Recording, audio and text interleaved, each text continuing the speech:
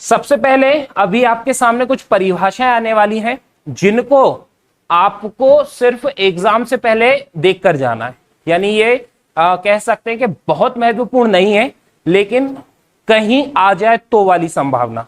ठीक है, तो आपको क्या करना है, अभी कुछ परिभाषाएं आने वाली हैं जो आपके पढ़ाने को लेकर उतना ज्यादा महत्वपूर्ण नहीं, लेकिन इसको एग्जाम से पहले देखकर जरूर जाना। ठीक है, तो यहां पर अलंकार की परिभाषा, ठीक है, जो है किन किन आचार्यों ने किस किस हिसाब से दी है वो जरूरी है। जैसे एक है आचार्य दंडी, ठीक है, दंडी, तो दंडी की परिभाषा क्या है, काव्य शोभाकरान धर्मान अलंकारन प्रक्षते। ठीक है, जिसका अर्थ है कि काव्य की जो शोभा है, काव्य की जो शोभा है उसको बढ़ाने वाले ही क्या होते हैं, बढ़ाने वाला धर्म ही क्या है, अलंकार है।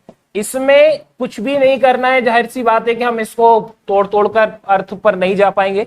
आपको क्या करना है, बस इतना आपके रजिस्टर में नोट होना चाहिए। ठीक है, जैसे एग्जाम हो उसके एक दो दिन पहले बस देखकर चले जाना इसको। ठीक है, तो ऐसा कैसा आ जाता है, पूछेगा क्या प्रश्न, ऐसी की ऐसी परिभाषा आएगी, पूछेगा कि ये अलंकार की परिभाषा किसके द्वारा दी गई है, बस इतना है प्रश्न। ठीक है, ऐसे ही भामा के अनुसार क्या है, नकांतमपि निर्भूष विवाहति वनिता मुखम। ठीक है, ये क्या कहती है कि बिना आभूषण के स्त्री के मुख में सुंदर नहीं आता, उसी प्रकार बिना अलंकार काव्य में चमत्कार नहीं आता।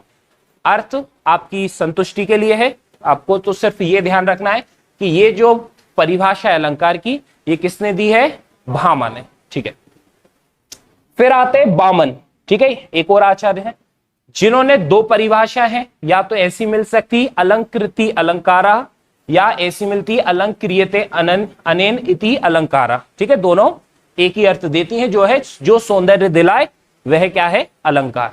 ठीक है, इसके बाद चौथी है आचार्य विश्वनाथ की, जो कि है क्या, शब्दार्थ योर स्थिराय धर्मा सोवित साइन।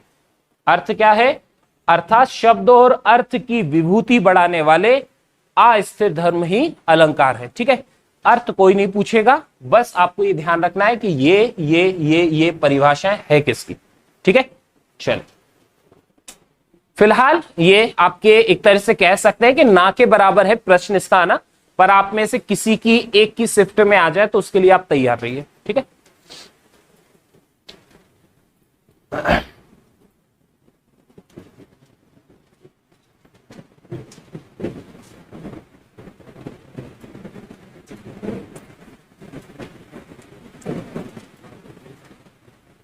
अच्छे से नोट्स बनाइएगा, आपने जो कुछ भी अभी तक पढ़ा हुआ है। ठीक है, क्योंकि एग्जाम के समय आप बहुत सारी चीजों से फ्री रहिए, है ना, कि कुछ सब्जेक्ट्स को खत्म कर लीजिए, है ना, और नोट से तैयार रखिए कि उस समय हमें क्या हो, सिर्फ देखने की आवश्यकता पड़े एटलीस्ट 50-60%। तो ये देखो, एक बात का आप लोग थोड़ा सा समझिए, जो कॉम्पिटिटिव एग्जाम में बच्चे बैठते हैं ना, उसमें से 90% सिर्फ भीड़ होती है। हमेशा ही हम बोलते हैं ना, जैसे कांस्टेबल में 10 लाख फॉर्म भरे हो गए, एसआई में 10 लाख फॉर्म भरे हो गए, तो इसमें से 9.5 लाख लोग का उस एग्जाम से कोई लेना देना नहीं है। 9.5 लाख वो है जिन्होंने सिर्फ टाइम पास किया, जिन्होंने पढ़ाई नहीं की है। ठीक है, तो कभी भी ये हमें नहीं कहना है कंपटीशन बहुत है बहुत है। हमेशा यूपीएससी के एग्जाम में ही बैठ जाइए, थोड़े समय के बाद आपको रियलाइज होगी ये बात, क्योंकि अभी आपका मन ये कहेगा, क्योंकि आप भी शुरुआती में ही हो। ठीक है, आपने भी कोई बहुत अच्छे से और सीरियस तरीके से अभी तैयारी को शुरू नहीं किया है, लेकिन इस बात को आप समय के साथ समझेंगे कि अगर 10 लाख फॉर्म भरे हो रहे हैं तो 9.5 लाख बच्चों से तो कुछ है ही नहीं, वो कुछ जानते ही नहीं है। ठीक है, ये हमेशा रहेगा, ये बात कभी गलत नहीं होगी जब भी कंपटीशन होते रहेंगे। ठीक है, तो इस चीज को ध्यान रखो। तो बस आपको क्या करना है कि थोड़ा सा वो 50,000 बच्चों की हरकतें अपने अंदर लेकर आ जाओ। ठीक है, कि अच्छे से नोट्स बना लो। ठीक है, कुछ सब्जेक्ट्स को स्ट्रॉन्ग कर लो। ठीक है, कुछ सब्जेक्ट्स अलग होंगे तो एग्जाम के समय हम उनको निपट लेंगे, 2-3 महीने में हो जाता है सब। ठीक है, कुछ अगर 60% हमने स्ट्रॉन्ग कर लिया तो जो 40% है, उस 40% का 30% आप एग्जाम के 2-2.5 महीने में कर पाओगे, और इतने में सिलेक्शन हो जाता है। ठीक है, तो ये ध्यान रखो कि जो है आप बस अच्छा पढ़ो, अच्छे से तैयारी करो। कंपटीशन कुछ भी नहीं है, लगता है बहुत है कंपटीशन बहुत है, लेकिन उतना नहीं। अब जाहिर सी बात है, जो कट ऑफ बढ़ता है वो सिर्फ उन बच्चों से ही कंपटीशन है आपका।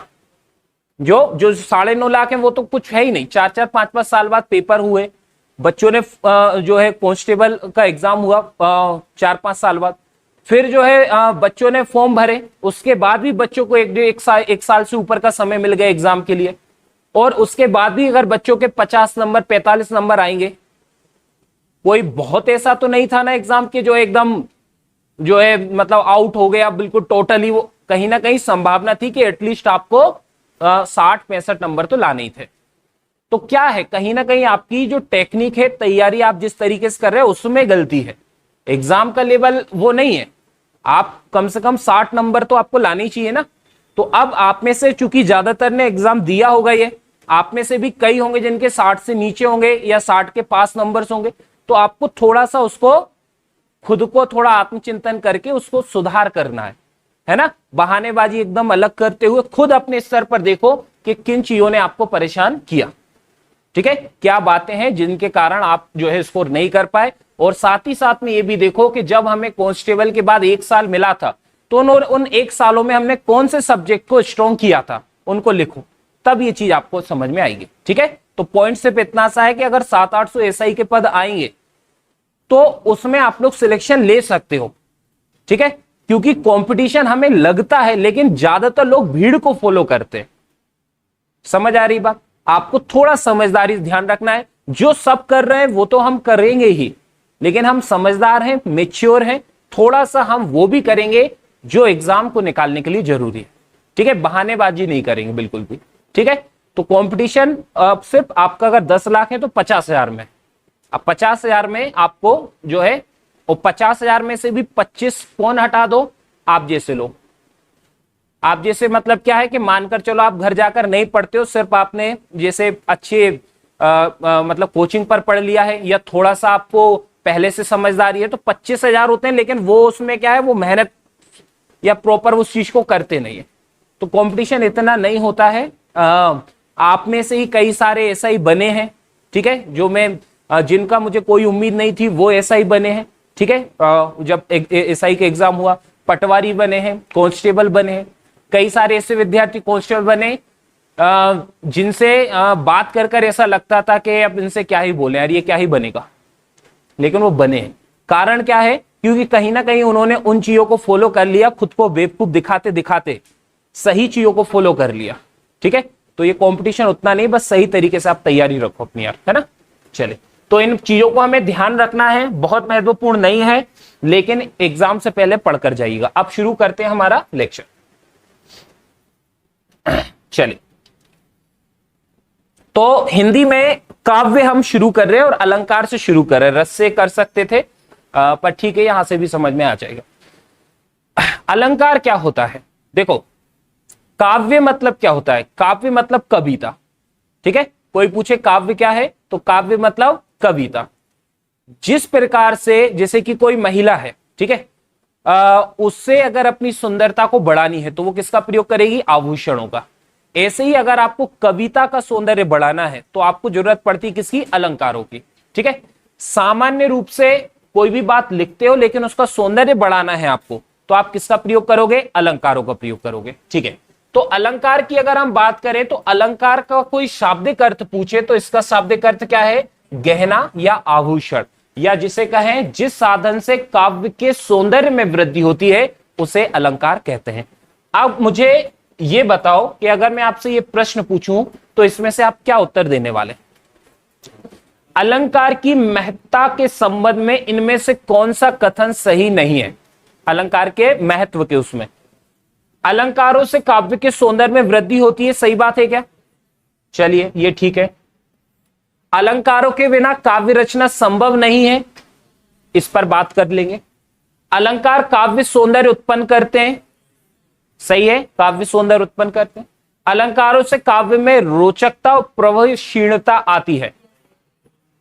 क्या कौन सा वाला गलत है? ध्यान से सुनिएगा, इसमें गलत है सी वाला। इसको एक बार फिर से पढ़ो। अलंकार काव्य सौंदर्य उत्पन्न करते हैं। एक महिला है, वो पहले से सुंदर होती है, आभूषण उसकी सुंदरता बढ़ाते हैं। आभूषण उसके अंदर सुंदरता पैदा नहीं करते, आभूषण उसकी सुंदरता को बढ़ाते हैं। तो यहां पर इन चीजों का ध्यान रखना है कि अलंकार क्या करते हैं, सुंदरता प्रदान नहीं करते हैं, अलंकार सुंदरता को बढ़ाते हैं। कविता जो लिखी गई वो पहले से ही सुंदर होती, बस उसके सौंदर्य में क्या कर देते हैं, वृद्धि कर देते हैं। इस बात को ध्यान रखना। बाकी सही है कि जब आप काव्य रचना करते हो तो आपको किसी ना किसी प्रकार का अलंकार उसमें प्रयोग करना होता है, ठीक है। रस किसी न किसी रस से होते हुए उस रचना को हम बनाते हैं, ठीक है। तो ये भी सही है। अलंकारों से काव्य में रोचकता आती है, प्रवेशशीलता आती है, यानी प्रभावशीलता, इस तरह से। तो ये भी ठीक है, लेकिन ये गलत है। तो इसको ध्यान रखना कि सौंदर्य में वृद्धि करते हैं, सौंदर्य प्रदान नहीं करते, ठीक है। चल फिर मुझे बताइए कि इसमें से क्या होना चाहिए आपका आंसर। अलंकार का शाब्दिक अर्थ क्या है, गहना या आभूषण। चलिए इसका फोटो ले लीजिए।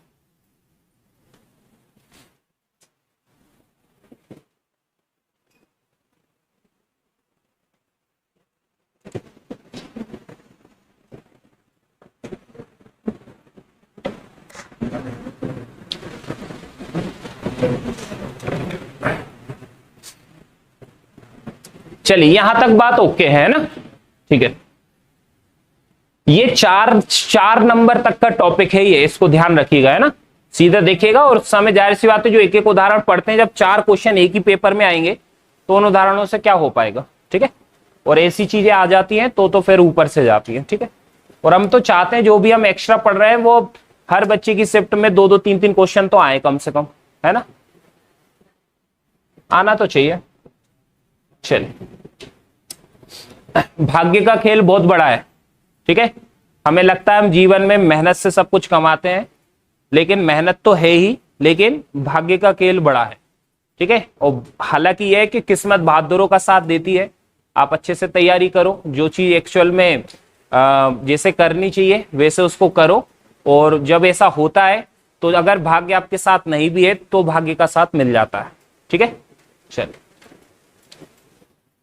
इससे ये क्यों बोला मैंने, ये मैंने इसलिए बोला कि तुम लोगों का भाग्य साथ देगा, कि जो भी हम उल्टा सीधा या एक्स्ट्रा पढ़ेंगे ना वो तुम्हें एग्जाम में दिखेगा, क्योंकि अभी तक दिखा है, ठीक है। जिन बच्चों ने 2017 में जब एसआई को मैंने पढ़ाया था ना, तब मुझे मेरे अंदर इतना एक्सपीरियंस नहीं था, ठीक है। तब मुझे इतना कुछ पता नहीं था, इतना मैं अनुभवी नहीं था, लेकिन तब भी बहुत सारे सिलेक्शन एसआई में हुए हैं, ठीक है। फाइनल एसआई बने हैं। और वो चीज मैं बोल रहा हूं कि जब हम चीजों को करते हैं, करने की इच्छा रखते हैं ना, तो जुड़ती जाती चीजें हो जाएंगी वो, ठीक है। अब पॉइंट ये है कि अलंकार के कुल 3 लेकिन मुख्य रूप से 2 भेद होते हैं। अगर कोई आपसे पूछे अलंकार के भेद कितने हैं, तो अलंकार के भेद आपको कितने लगाना है, 3, ठीक है। फिर भी अगर 3 विकल्प में ना हो तो 2 लगाना है, ये इसको ध्यान रखिएगा, है ना। कौन कौन से, शब्द अलंकार, अर्थ अलंकार, उभय अलंकार। कई बार क्या होता है कि जो कविता होती है ना, उसके सौंदर्य को बढ़ाने के लिए हम शब्दों का प्रयोग करते हैं, यानी शब्दों से खिलवाड़ करते हैं। तो वो अभी मैं बताऊंगा कैसे। और कई बार हम क्या करते हैं कि शब्द से कोई फर्क नहीं है, लेकिन उसका जो आप अर्थ निकालोगे उस बात का, उससे उसमें रोचकता, उसके सौंदर्य में वृद्धि जो है, चमत्कार जो है वो आपको मिलेगा। यानी कई बार शब्दों के कारण चमत्कार आता है, कई बार अर्थ के कारण चमत्कार आता है, और कई बार ऐसी कविताएं होती हैं जहां पर शब्द भी चमत्कार पैदा करते हैं और अर्थ भी चमत्कार पैदा करते हैं, उसको कहते हैं उभय अलंकार, ठीक है। तो अलंकार के कितने भेद, 3 भेद हैं, 3 याद रखिएगा, है ना। अगर 2 विकल्प में मिलता है, 3 नहीं होता है, तो ही 2 ऑप्शन में जाएगा, ठीक है। तो इसको आप चाहे लिख भी सकते हो इसी तरह से पॉइंट में, कि क्या, कि अगर 3 विकल्प में नहीं है तो आप 2 को उत्तर लगाएंगे, ठीक है। अलंकार के भेद कितने हैं, 3, शब्द अलंकार, अर्थ अलंकार, उभय अलंकार।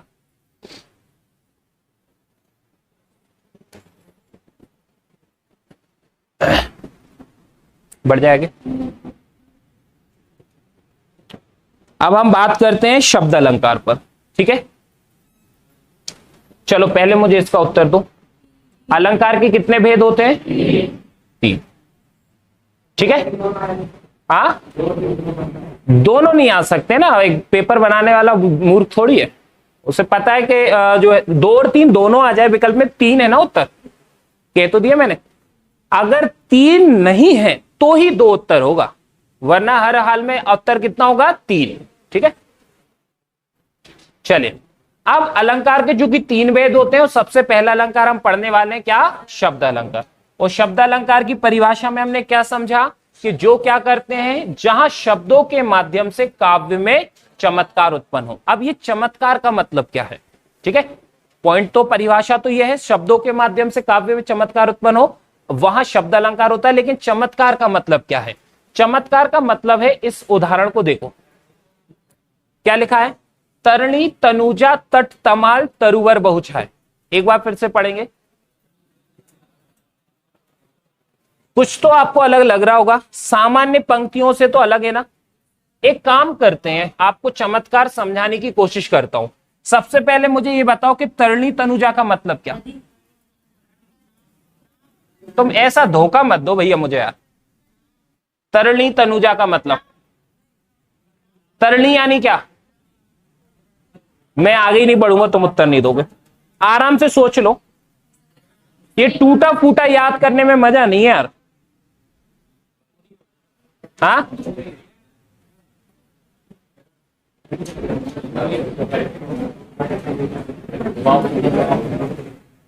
ऑनलाइन देखता हूं किसी ने उत्तर दिया क्या इसमें। वो तो सब एक जैसे ही है, सब जगह ढोर है। हाँ, तरणी यानी सूर्य, तनुजा यानी पुत्री, सूर्य की पुत्री यमुना, रवि तन्या, रवि नंदिनी, अर्कजा, भानुजा। बस गए घर पर और छोड़ दिया, अब देखा जाएगा जो होगा। तुम क्या रिवीजन करोगे? तुमने जो पढ़ा है वो ही तुमने नहीं देखा। तरणी तनुजा यानी यमुना, तो ये क्या है? इसका अर्थ क्या है? यमुना। भाई जो है, जो पढ़ चुके हो वो तो सुरक्षित रखो अपने पास। यही तो कहते हैं भीड़ का हिस्सा, कोई नहीं पढ़ रहा तो सब नहीं पढ़ रहे, इसीलिए तो कहता हूं कंपटीशन नहीं है, क्लास का हिस्सा है ना तरणी तनुजा। आप उसमें देखना, यमुना के पर्यायवाची मैंने पढ़ाया आपको। लेकिन ये होता है, ये दिमाग तो एक ही है ना, साइकोलॉजी तो एक ही काम करेगी ना, तो थोड़ा सा इसको कर लो। बस वैसी हरकतें करना शुरू कर दो जो 20-25 हजार बच्चे करते हैं 10 लाख में से। तो मैंने कहा ना कि तुम में से 50 हजार में से तुम अभी 25 में हो, वो 25 में नहीं जो सिलेक्शन लेने, जिनका एक्चुअल में कहें जिनमें सिलेक्शन होना है। तुम अभी सिर्फ वो जो अच्छा पढ़ रहे हो, लेकिन तुमने अभी कुछ हरकतें शामिल नहीं की। चलिए, तो यहां पर क्या है? तरणी तनुजा यानी यमुना। ठीक है, अब जो है ये इसका अर्थ क्या हो गया? यमुना। तट यानी, तमाल का अर्थ होता है सदाबहार। यहां से भी कुछ शब्द आपको नए मिलेंगे जिन्हें याद रखना है, पर्यायवाची में भी आ सकते हैं, कहीं भी आ सकते हैं। ठीक है, तरुवर यानी वृक्ष, बहु यानी बहुत, और छाया यानी छाया। अब एक काम करते हैं, इसी पंक्ति को इनके पर्यायवाची से पढ़ते हैं। यानी जो मैंने अभी पर्यायवाची लिखे हैं ना, ऊपर के उसको ना पढ़ते हुए आप पर्यायवाची से इस पंक्ति को पढ़िए। यमुना किनारा सदाबहार वृक्ष छाए, या किनारे की जगह मेरे ख्याल से इस केस में किनारे कर दें। ठीक है, यमुना किनारे सदाबहार वृक्ष छाए। अब ये तो बड़ी सामान्य सी बात हो गई, यमुना किनारे सदाबहार वृक्ष छाए हुए, मतलब छाए। अब इसमें चमत्कार है, या तरणी तनुजा तट तमाल तरुवर बहुछाए। तो चमत्कार का मतलब समझ रहे हो किससे कह रहे? एक आप सामान्य तरीके भी से लिख सकते, सीधा लिख देते भैया यमुना नदी किनारे बहुत सारे सदाबहार वृक्ष है। लेकिन आपको चमत्कार उत्पन्न करना है, किससे होगा? अलंकार से, कि तरणी तनुजा तट तमाल तरुवर बहु छाए, इसको कहते हैं चमत्कार। ठीक है, तो पॉइंट यह है कि जब आप शब्दालंकार को पढ़ते हैं तो शब्दों में, शब्दों के कारण चमत्कार उत्पन्न होता है। यानी कि अगर आप इनके पर्यायवाची रख दें, यानी इनके ही अर्थ वाले रख दें, तो वो चमत्कार खत्म हो जाएगा। कुछ विशेष शब्दों को ही आपको रखना पड़ेगा। समझ आ गई बात? तो इसको कहते हैं हम शब्दालंकार। शब्दालंकार का जो मूल आधार है वो है आवृत्ति। आवृत्ति यानी दोहराना, रिपीटेशन। तो जैसे कि अगर आप देखो यहां पर क्या आवृत्ति हो रही है, ता वर्ण से शुरू होने वाले शब्दों की, यानी ता वर्ण की। तो ये आवृत्ति कभी शब्दों की होती है तो कभी वर्णों की होती है। तो ये शब्द अलंकार का आधार क्या है, आवृत्ति। इसका आप फोटो ले लीजिए, फिर आगे बढ़ते हैं।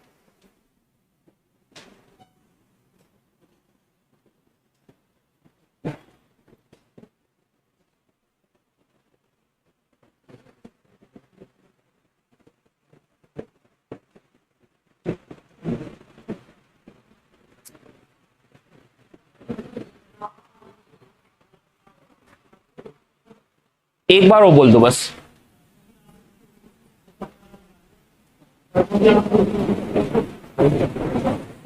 थोड़ा सा मैं अभी आगे को लेकर रुकना है, यमक अलंकार आएगा अभी, है ना। तो शब्द अलंकार के हिस्से हैं ये, है ना। और जो है मेन बात यह है कि शब्द अलंकार में आवृत्ति जरूर होती है, किसी न किसी प्रकार से होगी। मनोज एक मिनट इस कैमरे को देखना है, थोड़ा सा पूरा वो नहीं आ रहा उसमें। इसको सही आ रहा है क्या? हाँ तो फिर रहने दो, छोड़ो, चलिए ठीक है। ये अब हम शब्द अलंकार पर बात करते हैं। तो शब्द अलंकार की ये भेद है, ऐसा नहीं है कि ये फिक्स भेद है। कोई आपसे पूछे शब्द अलंकार कितने भेद हैं, तो आप ऐसा 6 नहीं लगा सकते, ठीक है।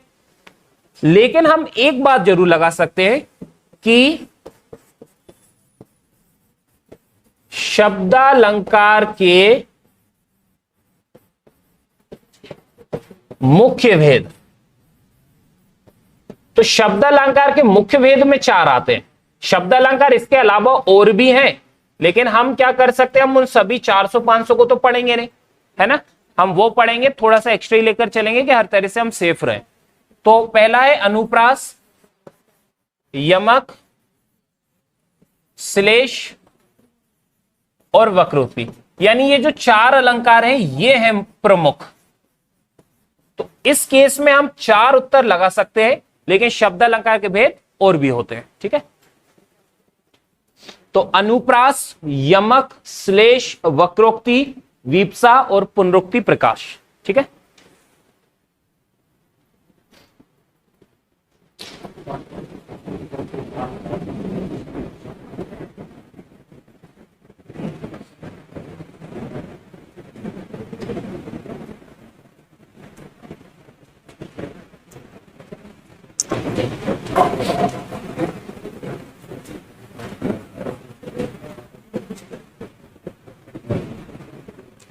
काव्य को पढ़ लो, फिर हम थोड़ा सा और टेढ़े उस टॉपिक्स को थोड़ा सा उठाएंगे, है ना। देखो जो अभी तक मैंने पढ़ा दिया ना, वही हिंदी में आपको पढ़ाया हुआ मिलेगा। अब तो ये हम लीड ले रहे हैं, टेस्ट खेलते हैं ना, टेस्ट, उसमें अब हम लीड ले रहे हैं। अब हम, है ना, हम वो जितने रन सामने वाले पार्टी ने बनाए थे ना, टीम ने, उतने तो बना लिए हमने, है ना। अब ये जितने भी टॉपिक चलेंगे क्या है, लीड वाले, एक्स्ट्रा टॉपिक, ठीक है। चलिए बड़े आगे। अब आता है आपका अनुप्रास अलंकार। तो अनुप्रास अलंकार क्या है, आपने बचपन में अगर अलंकार पढ़ा है तो आपने इस तरह से पढ़ा होगा कि अनुप्रास अलंकार आपको थोड़ा बहुत ध्यान होगा। जैसे आपने वो सुना है, चंदू के चाचा ने चंदू की चाची को, है ना। तो अनुप्रास अलंकार को समझते हैं। जहां कविता में वर्णों की आवृत्ति हो, जहां कविता में वर्णों की आवृत्ति हो, आप इसमें ना एक चीज डाल सकते हैं, उसी क्रम में। देखो परिभाषा जो है ना, उसमें हम सिर्फ वर्ण लिखते हैं, लेकिन जब इसके भेद आएंगे तो वहां पर एक भेद ऐसा भी रहेगा जहां शब्द की भी आवृत्ति हो रही होगी, ठीक है। तो जहां कविता में उसी क्रम में वर्णों की आवृत्ति के कारण चमत्कार होता है, वहां क्या होता है, अनुप्रास अलंकार। सब समझ में आएगा जब हम अभी आएंगे। अभी तो हम क्या कर रहे हैं, ऊपर से नीचे आ रहे हैं, ठीक है, कि हमने अलंकार, शब्द अलंकार, अनुप्रास अलंकार, अभी तक कोई अलंकार नहीं आया जिसको अभी हमें पढ़ना है। अब हम पढ़ना शुरू करेंगे। जैसे आप मुझे बताइए कि अनुप्रास अलंकार का ही ये भेद था ना जो हमने चर्चा की, क्योंकि यहां पर क्या है, वर्णों की आवृत्ति हो रही, सही है। अब जो यहां बताइए कि अगर मैं आपसे एक प्रश्न पूछूं कि निम्न में से जो अनुप्रास अलंकार का लक्षण ना हो उसे छांटिए।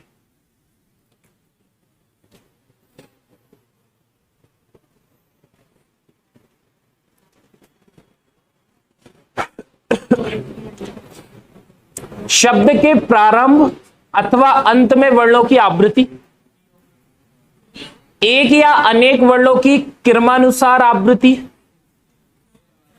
पंक्ति की संपूर्णतया आवृत्ति। कौन सा लक्षण नहीं है? एक ही उच्चारण स्थान से बोले जाने वाले वर्णों की आवृत्ति। ये लक्षण की बात चल रही है, तो आपको बताना है कि अनुप्रास अलंकार में क्या क्या देखने को नहीं मिलता है, क्या देखने को नहीं मिलता है। तो अनुप्रास अलंकार में आपको नहीं दिखेगा पंक्ति की पूरी आवृत्ति, लेकिन मैं सीधा नहीं कह सकता पंक्ति की पूरी आवृत्ति। एक शब्द है संपूर्णतया, यहां पर बीच में संपूर्णतया शब्द यहां पर इंपॉर्टेंट है कि पंक्ति की हर तरह से आवृत्ति हो जाए।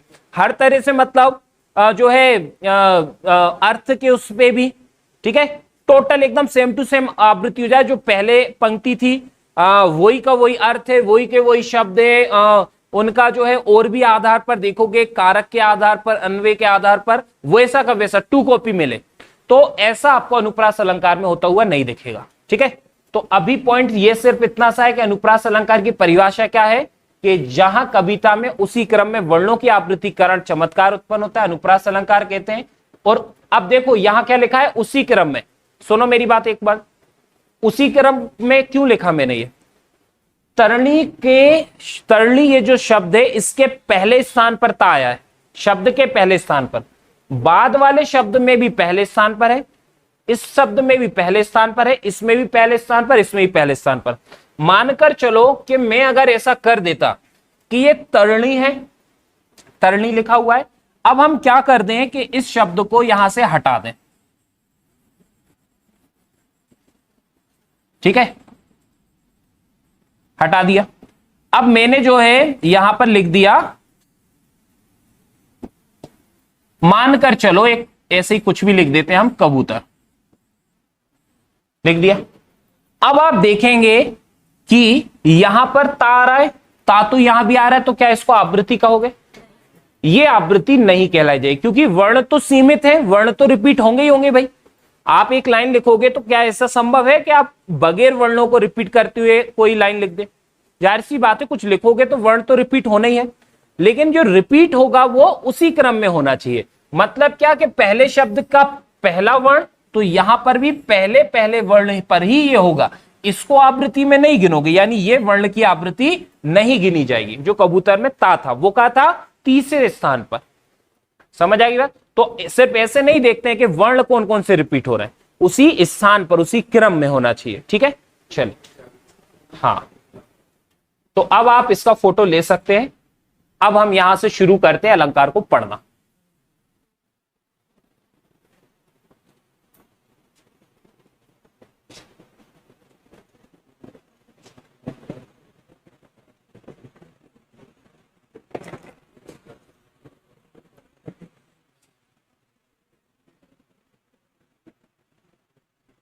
ओके,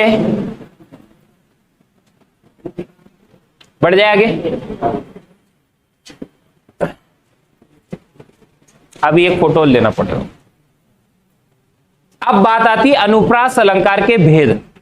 क्योंकि हमें पता है कि अनुप्रास में वर्णों की आवृत्ति होती है, ठीक है, मोटे मोटे तौर पर वर्णों की आवृत्ति होती है। अब ये प्रश्न इंपॉर्टेंट है कि अनुप्रास अलंकार के भेद कितने होते हैं? तो कितने होते हैं? 5। ये भी इंपॉर्टेंट प्रश्न है कि इनमें से कौन सा अनुप्रास अलंकार का भेद नहीं है। तो छेकानुप्रास, वृत्यानुप्रास, लाटानुप्रास, श्रुत्यानुप्रास और अंत्यानुप्रास। इसका फोटो ले लो। अब बारी बारी से हम पढ़ने वाले। सबसे पहला छेकानुप्रास।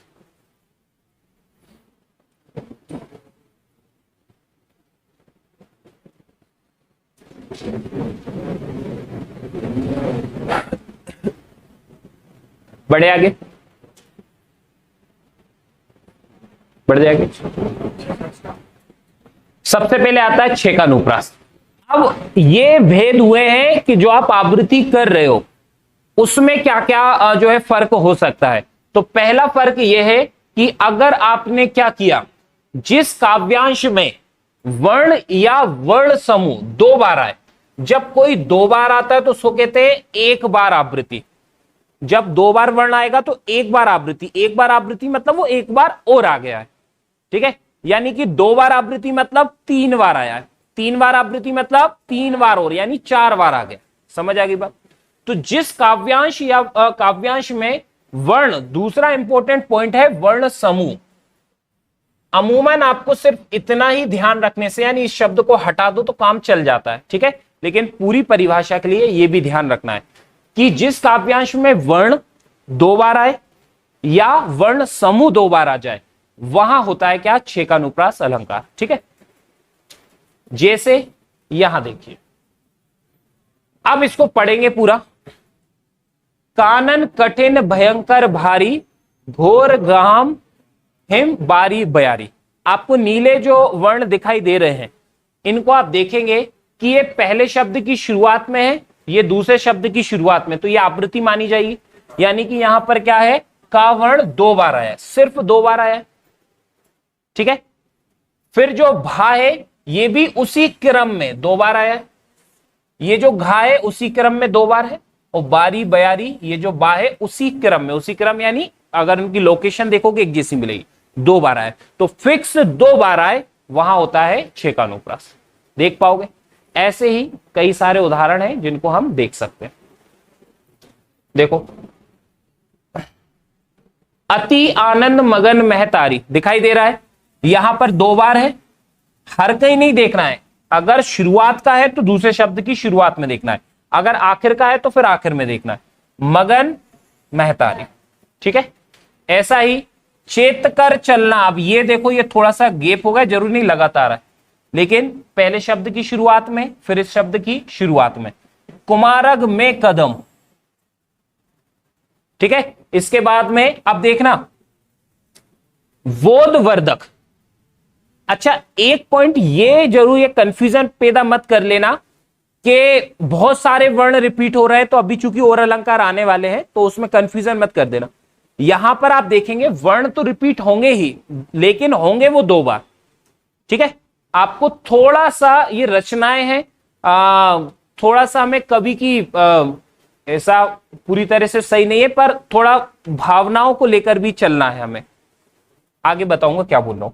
चेतकर चलना, ये चा दो बार आ गया, कुमारक में का आ गया, यहां पे देखो बोध वा और फिर ये धा उसी क्रम में ही है क्या, ये पहले शब्द की शुरुआत में, और ये धा जो है दूसरे नंबर पर है। देखो, पहले शब्द के दूसरे नंबर पर और दूसरे शब्द के भी दूसरे नंबर पर, धा दूसरे नंबर पर आ रहा है ना।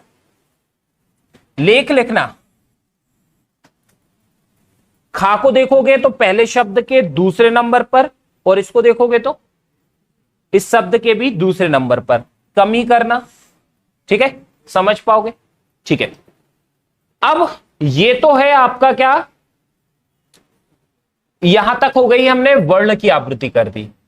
कई बार होती है वर्ण समूह की आवृत्ति, कई बार क्या होती है, वर्ण समूह की आवृत्ति, लेकिन वो वर्ण समूह की आवृत्ति भी दो ही बार होगी। जैसे कि आप देखेंगे कि मुक्ति और मुक्ता, यहां पे तो वर्ण गुच्छे के रूप में रिपीट हो रहा है ना, कि भैया हमने यहां मां का ता लिया है तो आगे में भी मां का ता से बना शब्द लिया, लेकिन कितनी बार आया, दो ही बार आया। ठीक है क्या, अलग अलग वर्ण रहेंगे लेकिन होंगे रिपीट दो दो बार। आप देखेंगे कि मुक्ति और मुक्ता, इनका आपस में संबंध दिखाई, समझ पा रहे हो, थोड़ा सा सेंस लेकर चलना है क्योंकि आप काव्य में हो अब, है ना, आप किस में पढ़ रहे हो, ये काव्य के अंतर्गत आना है कि मुक्ति मुक्ता इनमें आपस में रिलेशन है। इस गुच्छे को वर्णों का ये जो समूह है, ऐसा कैसा यहां रिपीट किया गया, और ऐसा कैसा यहां रिपीट किया गया, ऐसा कैसा यहां रिपीट किया। ये नहीं देखेंगे कि यहां पर जो मां है दो बार यहां आ गया, तीन बार यहां आ गया, चार बार यहां आ गया, पांच बार यहां आ गया, छह बार आ गया, अभी आगे आप पढ़ोगे वृत्त्यनुप्रास लगा दिया। ये नहीं करना है, आपको थोड़ा सा समझना है कि जैसे जैसे जितने ज्यादा उदाहरण करेंगे उतना ही समझ जो है आपकी बढ़ती जाएगी। कि इसको देखोगे तो ये ग्रुप है, मतलब सिर्फ इतना देखो कि जो कवि है, रचनाकार है, उसने इनमें आपस में सामंजस्य बिठाने की कोशिश की, फिर उसने कहा कि ये दोनों एक जैसे होने चाहिए, फिर उसने कहा ये दोनों एक जैसे होना चाहिए। तो आप यहां देखोगे कि ये जो ग्रुप बन रहे हैं, इसमें वर्ण समूह की फिक्स दो बार आवृत्ति हो रही। ठीक है, चलो, तो ये है आपका छेकानुप्रास। एग्जाम में आएगा, नहीं कर पाओगे।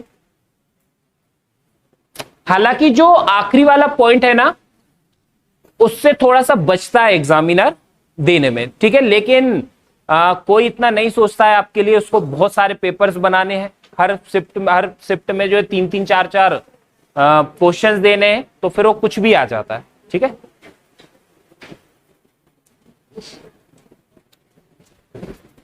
जितने भी लोग ये जो अलंकार के एक एक उदाहरण लिखकर हल करा देते हैं ना, ये वास्तव में देखो क्या है ना, ये मैं समझदारी की बात करता हूं ना, उस समझदारी में एक बात ये है, 2016 में आपकी ऑनलाइन परीक्षा होनी शुरू हुई है। ठीक है, 2016 से।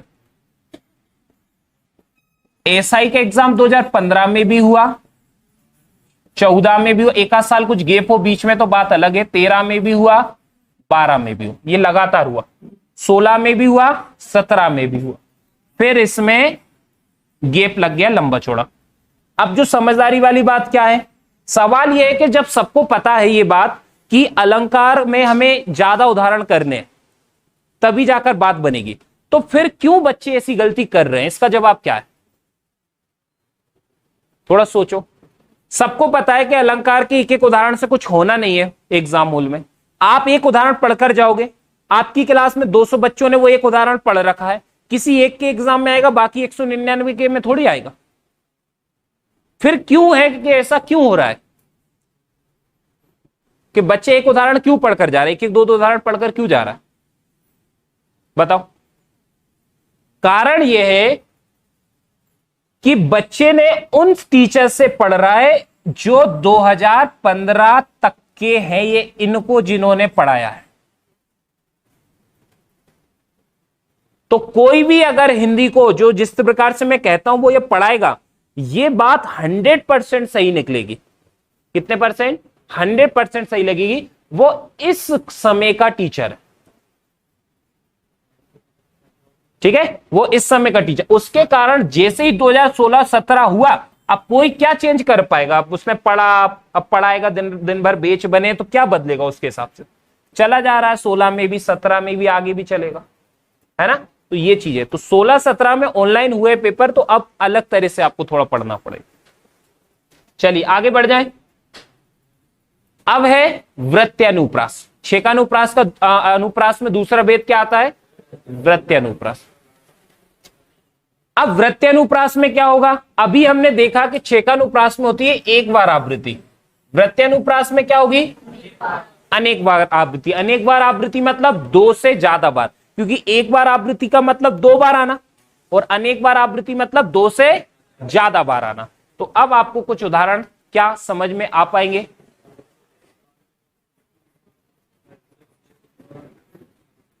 क्या इसमें छेकानुप्रास लगाकर आओगे आप? वृत्यानुप्रास ही है ना, 2 बार से ज्यादा बार आवृत्ति होगी। क्या इसमें वृत्यानुप्रास है? कितनी बार आवृत्ति हो गई है? 5 बार, 2 से ज्यादा बार है। इसमें है 3 बार है, 2 से ज्यादा बार आ गई। इसके अलावा ना इसमें यह आवृत्ति भी गिनी जाएगी। देखो, चंचल, जल, थल,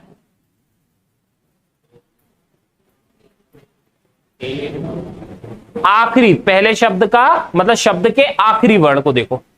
ठीक है, चले तो फिलहाल इसमें बात करें, क्योंकि इस पर ना भी ध्यान दो, कोई दिक्कत नहीं है, क्योंकि वहां उदाहरण आएंगे, है ना, और आपको उनका उत्तर देना चाहिए। तो वृत्यानुप्रास लगा दोगे, 3 बार भी हो गई तो वृत्यानुप्रास में पहुंच गया। ठीक है, चले इसमें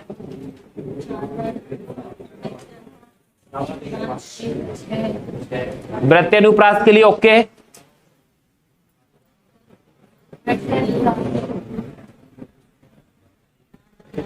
ऐसे कैसे उदाहरण एग्जाम में आएंगे, बस ये बताना है कि कौन सा अलंकार है। वैसे देखो, आपसे अंदर अंदर पूछने की संभावना बहुत कम है कि छेकानुप्रास है, वृत्यानुप्रास है। वो सिर्फ पूछेगा इसमें कौन सा अलंकार है, तो बस हो सकता है आपको सिर्फ अनुप्रास का ही उत्तर देना हो। ठीक है, लेकिन फिर भी अंदर तक ध्यान रखेंगे। बताइए भैया क्या स्थिति? ठीक है,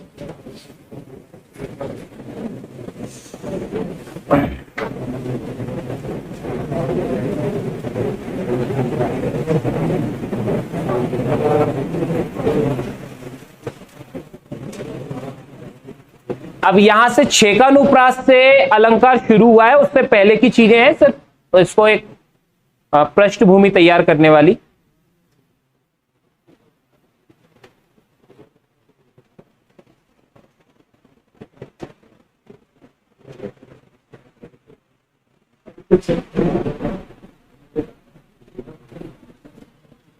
बड़े आगे।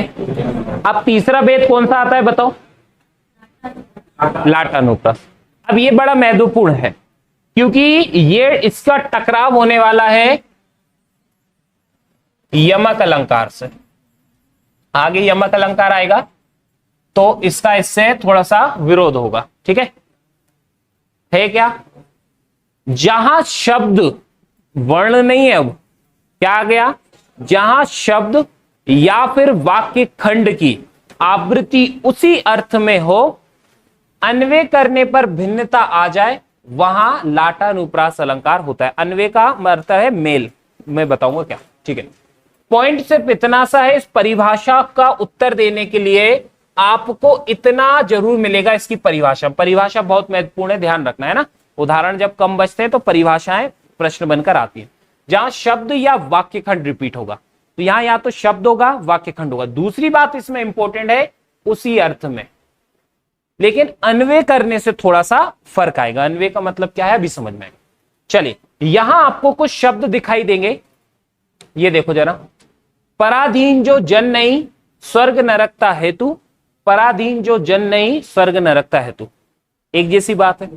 अब कोई जो कवि है वो पागल तो होगा नहीं, एक जैसी बात दो बार लिखेगा, कुछ ना कुछ तो इसमें होगा झोल। इसमें खेल है अन्वय का। जैसे कि ये कोमा जो है ना, ठीक है, यहां से ये चीज थोड़ी सी समझ में आएगी। पहले पॉइंट सुनो क्या है।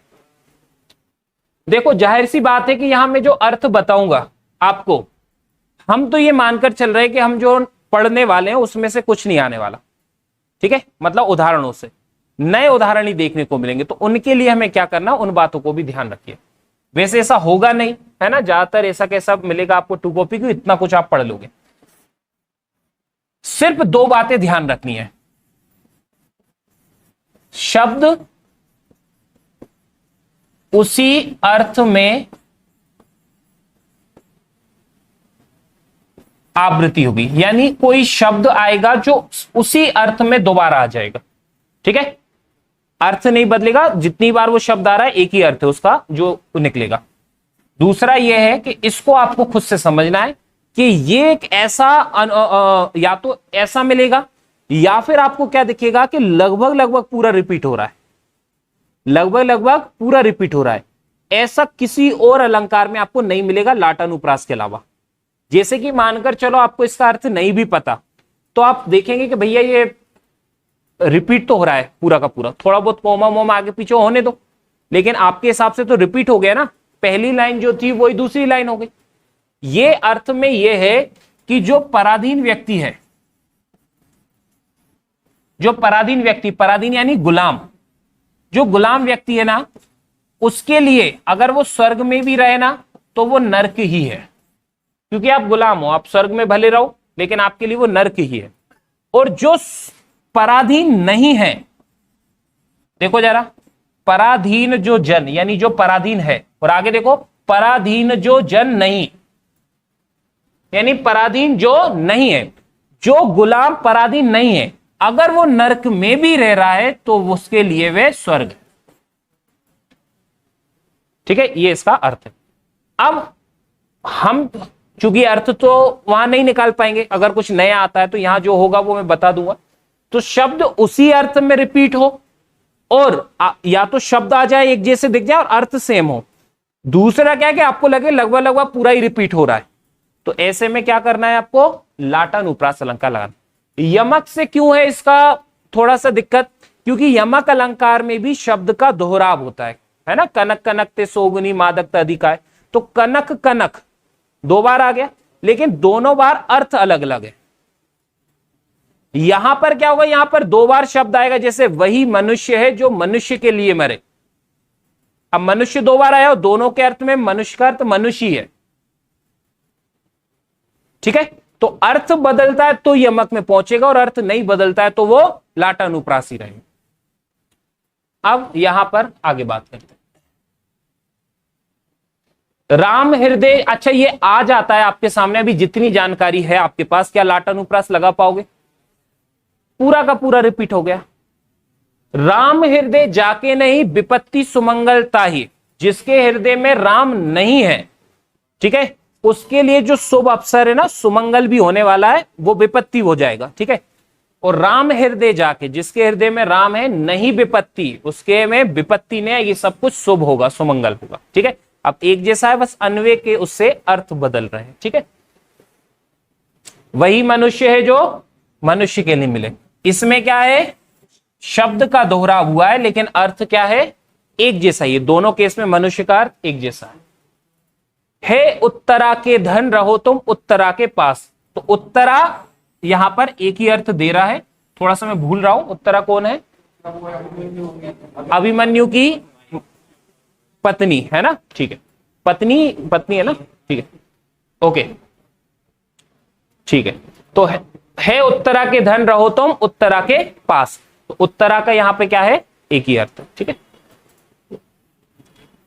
अगला देखो, मिला तेज से तेज, तेज की वह सच्ची अधिकारी थी। तो यहां पे तेज शब्द जो रिपीट हो रहा है ना, जो जहां अर्थ परिवर्तित होंगे वो यमक में आपको समझ में आ जाएगा। अभी सिर्फ ये देखो, या तो पूरा वाक्यखंड रिपीट होगा या शब्द रिपीट होंगे। ठीक है, उसी अर्थ में।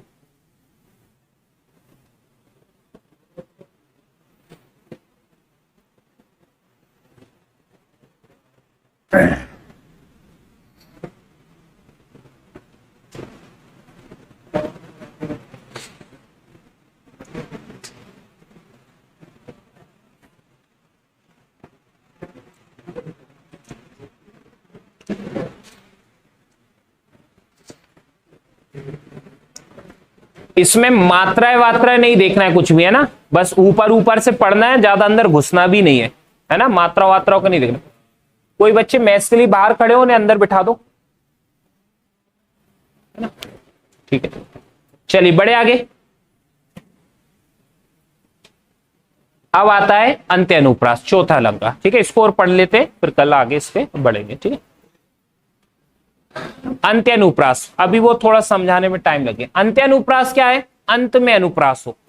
ये जो अलंकार है, पहले तो इसकी परिभाषा देख लो।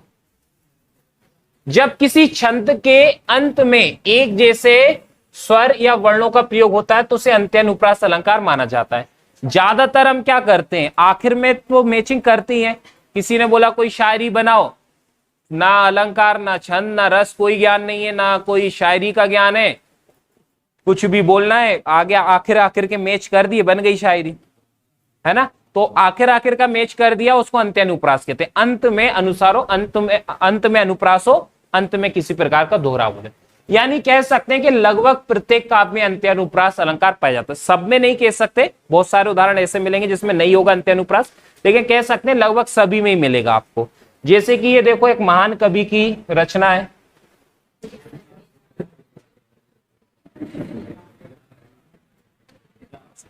सही है, अंत्य अनुप्रास है क्या।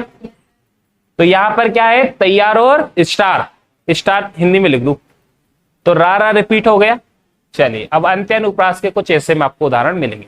जिसने हम सबको बनाया, या बात की बात में वह कर कर दिखाया, या कि जिसका वेद किसी ना पाया, या। तो आप देखेंगे यहाँ पे बड़ा आ और या, बड़ा आ खा में बड़ा की मात्रा है ना, या बड़ा आ और या, ऐसा अंत में रिपीट हो रहा है। बुंदेलो हर बोले के मुंह हमने सुनी कहानी थी, देखो आनी थी, आ नी थी, आनी थी, ये दोबारा रिपीट हो गया, है ना। तो बस ये ध्यान रखो, मैथ शुरू कर।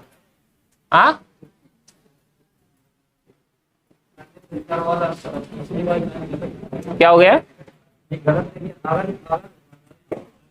हमने थोड़ा शायराना अंदाज में लिख दिया, उर्दू वाला लिख दिया, दर भी बोलते हैं।